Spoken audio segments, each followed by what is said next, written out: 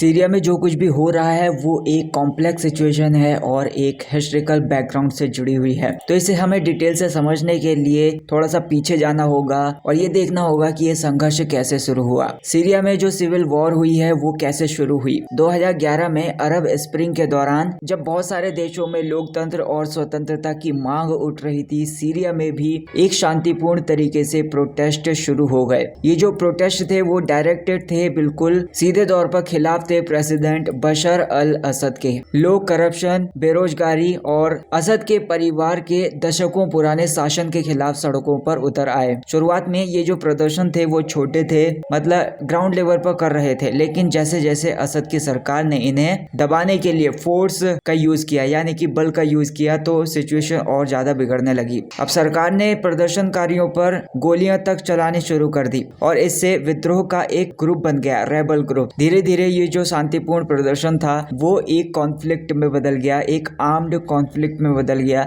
यानी कि जिसमें हथियार भी शामिल थे। 2012 तक ये एक फुल स्केल सिविल वॉर यानी कि पूरी तरीके से गृह युद्ध बन चुका था। ये जो युद्ध था वो केवल सरकार और विद्रोहियों के बीच में नहीं था, बल्कि इसमें कई ऐसे ग्रुप शामिल थे जिनके अलग अलग लक्ष्य थे, अलग अलग आइडियोलॉजी थी, अलग अलग यानी कि विचारधाराएं थी। सीरिया में आज की जो सिचुएशन है, अगर इसके बारे में बात करें तो हाल ही में जो खबर आई है कि वो सीरिया के लिए एक बड़ा मोड़ साबित हो सकती है। 13 साल का जो सिविल वॉर था, यानी कि 13 साल का जो गृह युद्ध था, उसको झेलने के बाद रेबल फोर्सेस जो थी, यानी कि जो विद्रोही समूह थे, वो दमिश्क यानी कि सीरिया की राजधानी में एंटर हो गए हैं। और ऐसी रिपोर्ट्स भी है कि प्रेसिडेंट बशर अल असद अपने देश को छोड़कर भाग गए हैं। प्रधानमंत्री मोहम्मद अल जलाली ने ये बयान दिया कि वे देश में स्टेबिलिटी या फिर जो देश में स्थिरता है उसको बनाए रखने के लिए तैयार हैं। ये जो घटना है ये इसलिए इम्पोर्टेंट है क्योंकि ये संकेत देती है कि असद सरकार जो अब तक रूस और ईरान के समर्थन से सत्ता में बनी हुई थी,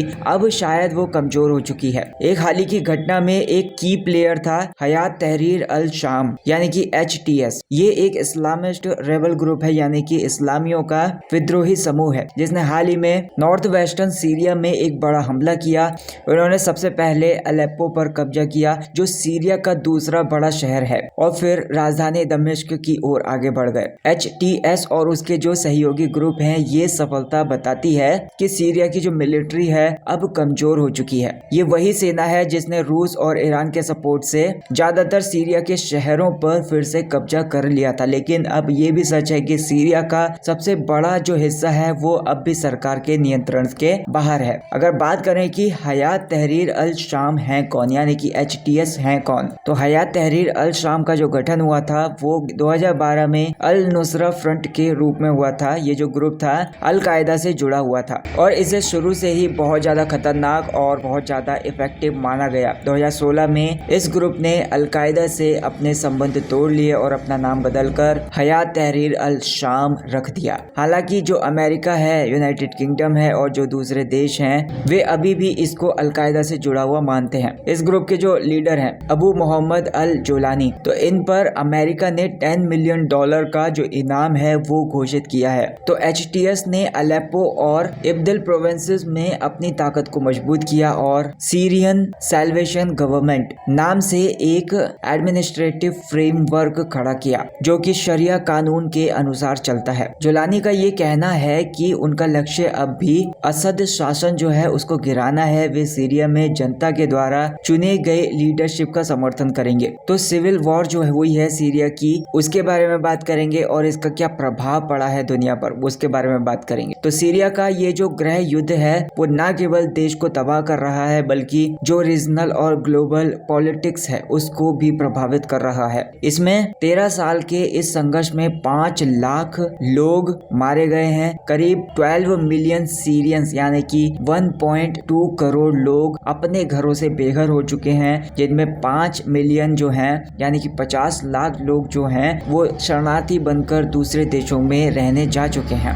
इसकी वजह से आर्थिक तबाही भी हुई है। सीरिया की जो इकोनॉमी है वो बर्बाद हो चुकी है, मतलब सीरिया की जो आर्थिक व्यवस्था है वो बर्बाद हो चुकी है। युद्ध के चलते इसका जो इंफ्रास्ट्रक्चर है, हेल्थ केयर सिस्टम्स हैं और एजुकेशन सेक्टर्स हैं, वो सब के सब डिस्ट्रॉय हो चुके हैं। रूस, ईरान और ईरान बैक्ड मिलिशिया असद सरकार का सपोर्ट कर रहे थे, जबकि जो अमेरिका है और टर्की है उसने विद्रोहियों का समर्थन समर्थन दिया। ये जो संघर्ष है वो सीधा क्षेत्रीय शक्तियों के बीच में शक्ति संतुलन की लड़ाई बन गया है। इस सिचुएशन को लेकर ग्लोबल रिस्पॉन्स भी आ रहा है। तो ये जो हाल ही में घटना हुई है इस पर इंटरनेशनल कम्युनिटी की नजरें टिकी हुई है। व्हाइट हाउस ने ये कहा कि अमेरिका के जो प्रेसिडेंट हैं जो बाइडेन और उनकी जो टीम है वो सीरिया की सिचुएशन पर करीब से नजर रख रहे हैं और रीजनल पार्टनर्स यानी कि क्षेत्रीय जो भागीदार हैं उनके साथ संपर्क में है। अब ये कहना बहुत ज्यादा मुश्किल होगा कि सीरिया में आगे क्या होगा। अगर असद सरकार पूरी तरीके से गिर जाती है तो क्वेश्चन ये है कि क्या विद्रोही समूह स्थिरता ला पाएंगे या फिर ये संघर्ष है वो और भी ज्यादा खतरनाक मोड़ ले लेगा। सवाल ये भी उठता है कि क्या सीरिया के लोग जो इस युद्ध से बहुत ज्यादा प्रभावित हुए हैं कभी शांति और स्थिरता देख पाएंगे। ये बहुत ज्यादा साफ है कि सीरिया में जो कुछ भी हो रहा है उसका जो असर है वो केवल सीरिया तक ही सीमित नहीं है, ये पूरे मिडिल ईस्ट के क्षेत्र और दुनिया के बाकी हिस्सों को भी प्रभावित करेगा। सीरिया की जो कहानी है वो केवल सत्ता की लड़ाई की नहीं है, ये मानवता के एक बड़े संकट की कहानी है। ये चीज दिखाता है कि राजनीतिक और सामाजिक समस्याओं का समाधान टाइम पर नहीं होता तो उनका अंजाम कितना खतरनाक हो सकता है। दुनिया के लिए ये जरूरी है कि इस संकट का समाधान खोजने की में मदद करें ताकि सीरिया के लोग एक बार फिर से शांति से जी सकें। तो आपका क्या मानना है इस चीज को लेकर मुझे कमेंट सेक्शन में जरूर बताइएगा। वीडियो को लाइक कर देना, चैनल को सब्सक्राइब कर देना। Thank you so much for watching this video.